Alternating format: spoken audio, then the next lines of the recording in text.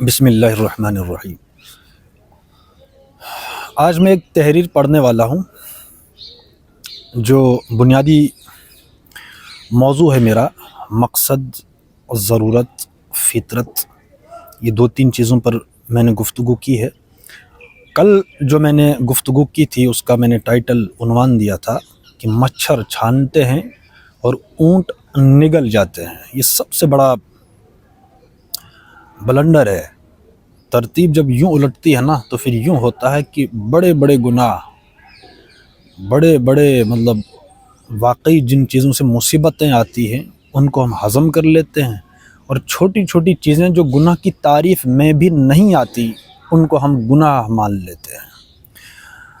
یہ اس بات کو ہم اگر سمجھیں تو بڑی بات ہوگی کہ جو گناہ ہی نہیں ہیں ان کو ہم نے گناہ مان لیا، اور جو واقعی گناہ نہیں، جرم ہے، ظلم ہے، جبر ہے، وہ ہمارا آج زندگی کا معیار بن چکا ہے۔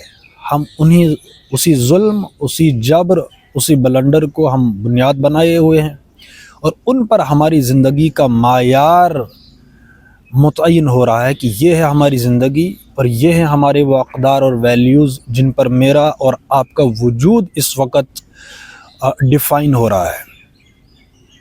ترتیب کو صحیح کرنے کی ضرورت ہے، اور اس کی بنیاد پر تربیت کا ہونا ناگزیر ہے۔ تربیت نہ ہو تو پھر یوں ہی ہوگا کہ جو گناہ نہیں ہیں ان کو ہم گناہ بنا لیں، اور جو بلنڈر ہیں وہ ہماری زندگی کے معیار بن جاتے ہیں۔ تو اس وقت جو میں تحریر پڑھنے جا رہا ہوں بہت اہم ہے۔ تربیت میں ہم جب انسان کہتے ہیں نا، انسان کی تعریف کیا ہے؟ انسان کا مطلب ہوتا ہے مرد اور عورت۔ اس کو اچھے سے ہمیں سمجھنا پڑے گا۔ انسان کا مطلب ہوتا ہے مرد اور عورت۔ انسانی وجود کی ڈیفینیشن یہی ہے کہ مرد اور عورت یہ دو ملتے ہیں تو وجود مکمل ہوتا ہے۔ ٹھیک ہے؟ تو اپنی اس ترتیب کو صحیح کرنے کے لیے، اپنی تہذیب کو پہچاننے کے لیے، اپنے مقصد کو سمجھنے کے لیے، فطرت کو سمجھنے کے لیے، جو میرا اور آپ کی زندگی کا جو مقصد ہے اس کو سمجھنے کے لیے، اس کا حق ادا کرنے کے لیے، جب تک ہم اس ناگزیر وجود کو تربیت سے ہمکنار نہ کریں تب تک ہمارا جو وجود ہے وہ لنگڑاتا ہوا چلا جائے گا۔ اب میں اس تحریر کو پڑھوں گا کہ اس کی بنیاد ہے عورت یا لڑکی، مطلب جو ہو رہا ہے۔ میں نے اس کی کچھ تھوڑی بہت ترجمانی کی ہے تو میں یہ پڑھتا ہوں کہ لڑکی کے پر کاٹ دیے جاتے ہیں اس سے پہلے کہ وہ اڑان بھرتی، اسے آزادی سے بہت پہلے قید کر لیا جاتا ہے، اس کی سوچ پر تالے چڑھا دیے جاتے ہیں، اس کو مجبوراً کسی ایک سمت کی طرف دھکیل دیا جاتا ہے، اس کے پاؤں میں بیڑیاں ڈال دی جاتی ہیں، اور وہ ان کو فطرتاً نہیں بلکہ جبری طور پر سونے کے کنگن محسوس کرتی ہے۔ اس کے وجود کی عمارت تعمیر ہونے سے پہلے ہی مسمار کر دی جاتی ہے۔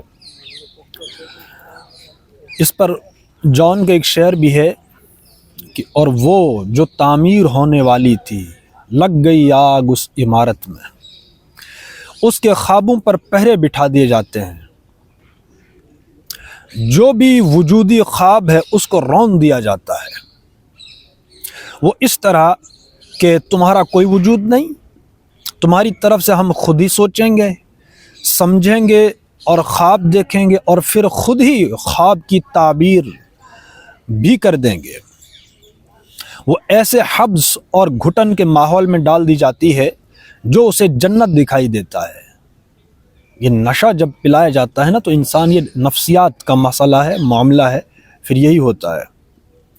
اس کا نامکمل اور جبری بنیادوں پر تعمیر ہونے والا جل بجھا عکسی وجود اہل بصیرت دیکھ کر خود کے وجود پر شک کرنے لگتے ہیں کہ کیا یہی وہ ہمارا اجتماعی وجود ہے جس کی تعمیر اس ناگزیر وجود یعنی عورت کے غالب حصے نے کرنی تھی؟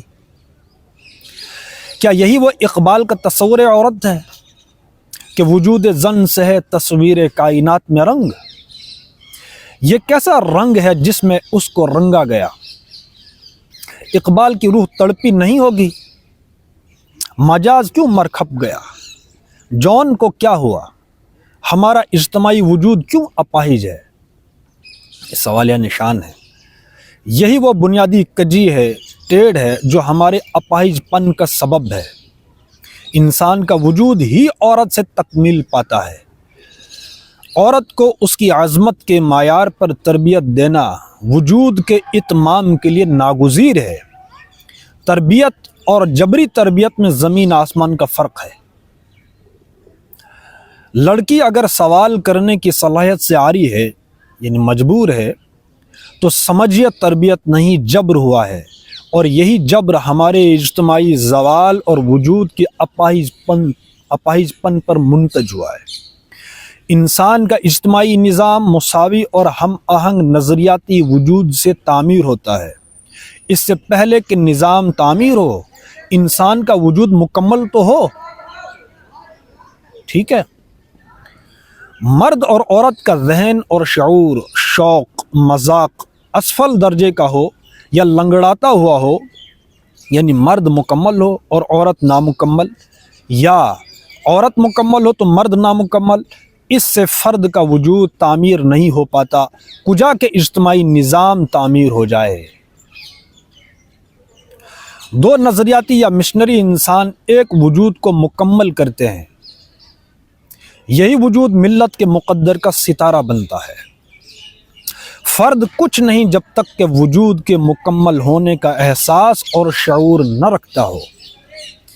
انسان مکمل ہی مرد و عورت کے اعلیٰ علمی سطح پر اپنے وجود کے جملہ مقتضیات کا ادراک کرنے سے ہوتا ہے۔ آفاقی سطح پر اپنے علمی، عملی اور نفسیاتی سفر کو طے کرنا ناگزیر ہے۔ نفسیات اسفل درجے میں تعمیر ہوئی ہو، یعنی بہت ہی سطحی اور گھٹیا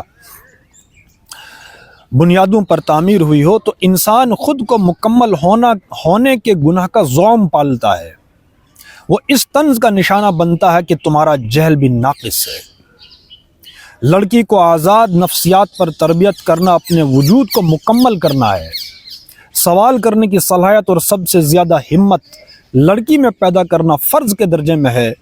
اس کا ورلڈ ویو آفاقی بنانا فرض ہے۔ ورلڈ ویو آفاقی مشنری جہانگیریت کے تصور پر پروان چڑھا ہو تو چھوٹی ضرورت کی چیزیں اور مذاق اسے ہیچ معلوم ہوں گی۔ لڑکی کو زینب غزالی کی نفسیات پر تربیت کرنا ناگزیر ہے۔ یہی وہ شاہراہ ہے جس پر چل کر اجتماعی حبس چھٹنے کے امکانات دیکھے جا سکتے ہیں۔